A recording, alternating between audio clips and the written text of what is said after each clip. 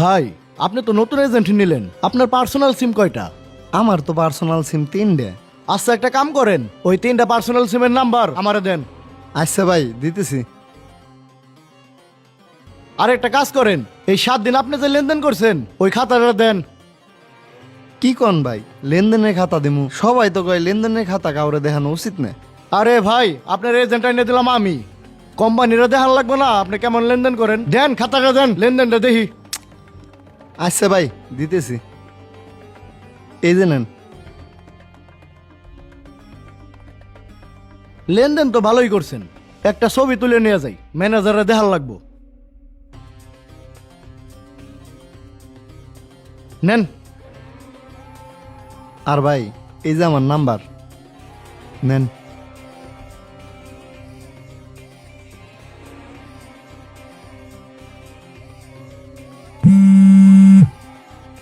হ্যাঁ রায়হান সাহেব বলেন। ভাই, ওই যে যে এজেন্ট দিলাম ওই এজেন্ট নাম্বার, আর ওনার তো 3টা পার্সোনাল নাম্বার, ওই নাম্বার সহ আর উনি যে লেনদেন করছে সবগুলো আমি আপনাকে মেল করে দিচ্ছি। আচ্ছা ঠিক আছে। আর ভাই, ওই যে আমার কমিশনের টাকাটা। আরে ওইটা নিয়ে আপনি টেনশন করেন না, 30% আপনার অ্যাকাউন্টে চলে যাবে। আচ্ছা, ধন্যবাদ ভাই। শালার আজকে তো কোনো মুরগি পাইতেছি না, কারে যে ফোন দেই। দুলাল সাহেব তো অনেক টাকা লেনদেন করে, হ্যাঁ নাম্বারে একটা ফোন দিই।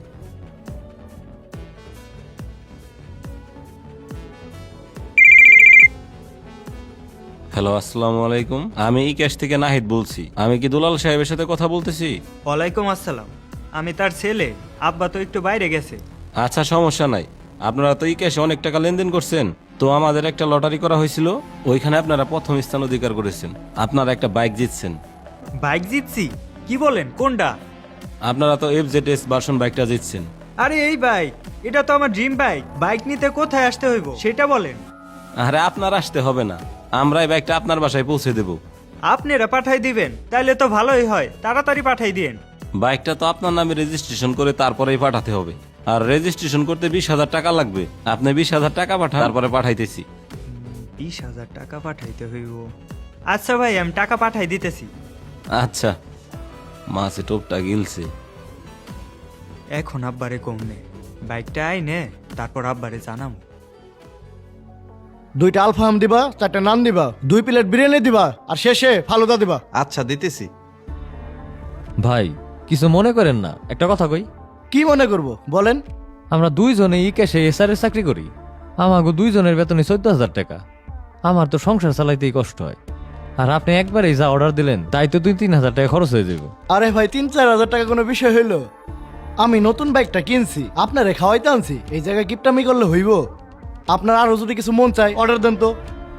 ভাই, আপনার যে চাল চলন, একজন 14-15 হাজার টাকা বেতনের মানুষের চাল চলন তো এমন হয় না। সবকিছু ঠিকঠাক আছে তো? আরে ভাই, আপনি এগুলো কি কইতেছেন? আপনার কি মনে হয় আমি শুধু এই বেতন তো চলি? আমি কত জায়গায় ইনভেস্ট করে রাখছি, সব জায়গায় থেকে টাকা আসে। ভাই, 6 মাস আগেও তো আপনার আমার থেকে খারাপ অবস্থা ছিল। যাই হোক ভাই, আপনি যদি কোনো ভুল পথে যায় থাকেন, একটা কথা মনে রাখেন, ভুল পথের পরিণতি কখনো ভালো হয় না। ধরো ভাই, ভুল পথে যাবো কেন? এসব কথা বাদ দেন তো, খাবার আসতেছে, খাবার খান। হাসান ভাই, তাড়াতাড়ি 20,000 টাকা পাঠান তো। নাম্বারটা দে আর টাকাটা দে। টাকা দিতেছি, আপনার নাম্বারটা উঠান আগে, ইমার্জেন্সি অনেক। আচ্ছা খারা একটু, আমার তো ব্যালেন্স নাই, আমি স্যারে কল দিতেছি। ভাই, খাবার ভালো লাগছে তো? হ ভাই, আলহামদুলিল্লাহ। হ্যাঁ হাসান ভাই। হ্যালো শাওন ভাই, এ আমার নাম্বার 20,000 টাকা মারান তো। আচ্ছা ঠিক আছে, টাকা পাঠাই দিতেছি। জাহিদ সাহেব, আপনি যে 20,000 টাকা পাঠাইছিলেন ওইটা তো আমরা পাইছি। আমরা তো চাইছিলাম 2 বছরের কাগজ করে দিতে, কিন্তু কোম্পানি বলতেছে যে 10 বছরের কাগজ করে নিতে হবে, সেক্ষেত্রে আপনার আরো 10,000 টাকা পাঠাতে হবে। কি কোন ভাই, মাত্র 20,000 টাকা পাঠাইলাম। এখন কোম্পানির রুলস তো মানতেই হবে, এখন আপনি যদি না চান তাহলে আপনার 20,000 টাকা আমরা ব্যাক করে দিই। আচ্ছা ভাই, দিতেছি। হাসান ভাই, আরো 10,000 টাকা পাঠান তো। তোরে না মাত্র 20,000 টাকা পাঠাইলাম, তুই এখন আবার বলতেছিস 10,000 টাকা পাঠাইতে। তুই আগে টাকাটা ক্লিয়ার করতো। আরে ভাই, আপনি আমারে চিনেন না, আপনি টাকা মারেন, আমি সব টাকা একবারে দিয়ে দিতেছি। ও তো দুলাল কাকার পোলাই, ও যদি না দিতে পারে তাহলে ওর বাপের কাছ থেকে নিবানি। আমার অ্যাকাউন্টে তো টাকা নাই, আমি স্যারে কল দিয়ে টাকাটা আনতেছি। ভাই চলেন তাইলে আপনার মার্কেটে নামাই দিয়ে আসি। হ, তাহলে তো ভালোই হয়। হ্যাঁ হাসান ভাই কোন? হ্যাঁ ভাই, আর 10,000 টাকা মারেন তো। মাত্র না আপনার 20,000 টাকা পাঠাইলাম, এখন আবার 10,000 টাকা চাইতেছেন। আচ্ছা ভাই, আপনার ওই মার্কেটের দিকে আমি আসতেছি, 5 মিনিট লাগবো, আইসা আপনার টাকা দিতেছি। না ভাই, আমার ইমার্জেন্সি লাগবো, আপনি এখনই মারেন। ভাই আপনি তো টাকা নেন প্রতিদিন মাত্র 5,000, আজকে এত টাকা নিতেছেন, টাকা দিতে পারবেন নাকি? আরে ভাই, আপনি টাকাটা মারেন, আপনার সাথে সাথে আমি টাকাটা দিয়ে দেবো। আইসা ঠিক আছে, পাঠাই দিতেছি।